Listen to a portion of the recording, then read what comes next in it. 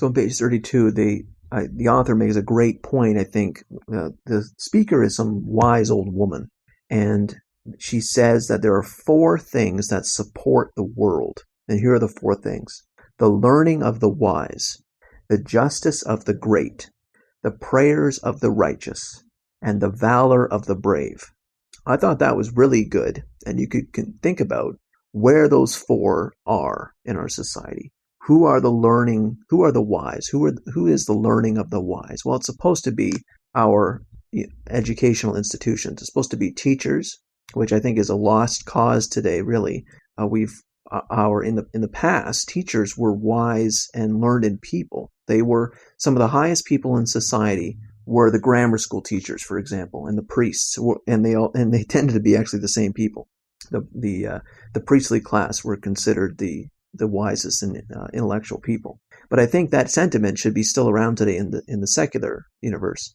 Our elementary and high school teachers are supposed to be wise people, perhaps on the high school end, as opposed to the elementary school end. But that's kind of been lost today, and I think it's even been lost somewhat in our universities. I don't think the wisest among us are in the universities anymore.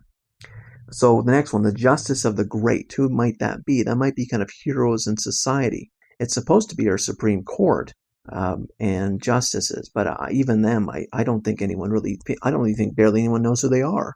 And our politicians, are they justice of the great? Well, not really. Politics is considered a dirty occupation. Not many people have a lot of respect for, adulterers like Bill Clinton or warmongers like George Bush, or it's just awful. And the scandals of Hillary Clinton and Trump is the demagoguery and the bully tactics of Trump, and it's just considered an awful, just dirty. I think dirty is a good word. Occupation. Where is the justice of the great today? And who are the great? I think we've kind of lost that. The prayers of the righteous. It's interesting because we tend to think of religious, right? Especially the prayer part, but the righteous. Who are the righteous? And their prayers, their good intentions, their goodwill towards the future. But who are the righteous today? Well, really, it's the social justice warriors, and they're not, people that you tend to speak highly of. You find the university protests, and it's just, again, it's another dirty occupation. Really, it's even the protests, they're bust-in protesters. Sometimes they're called professional protesters, and they're not really, they're there because they're being paid. They're not really there because they care about. They're just paid and told to hold a sign. So where are the righteous, and who do we think of as righteous? Who we tend to think often as people who are victims in individual situations. The various moms. A mom could be a victim of something. That's what we might think of the righteous are. And the last one, the valor of the brave. Well, I think that still exists. I think perhaps more in the United States, somewhat in Canada, and I don't really know about Europe. But there is still a tradition of respect for the military, and I think it's important to respect them when they do good work.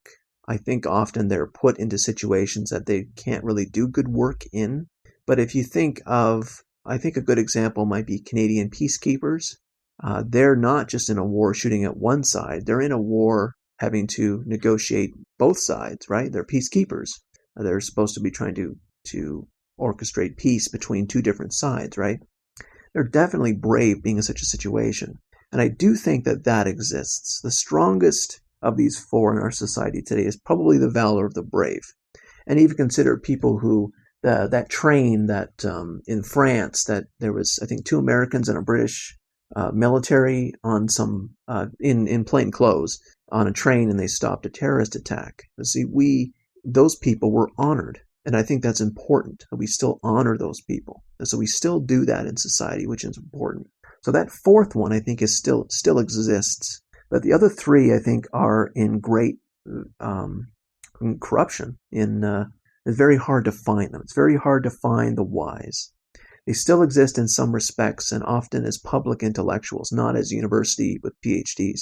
Often it's the public intellectuals who are really the wise. The justice of the great, basically very hard to find who those people are. And the prayers of the righteous, again, we don't really know who they are anymore. Who are the righteous? We're not really sure. So anyways, those 4 I think are very good. And I think you might come up with your own examples of who they might be. and how we might have won or lost those four qualities over time.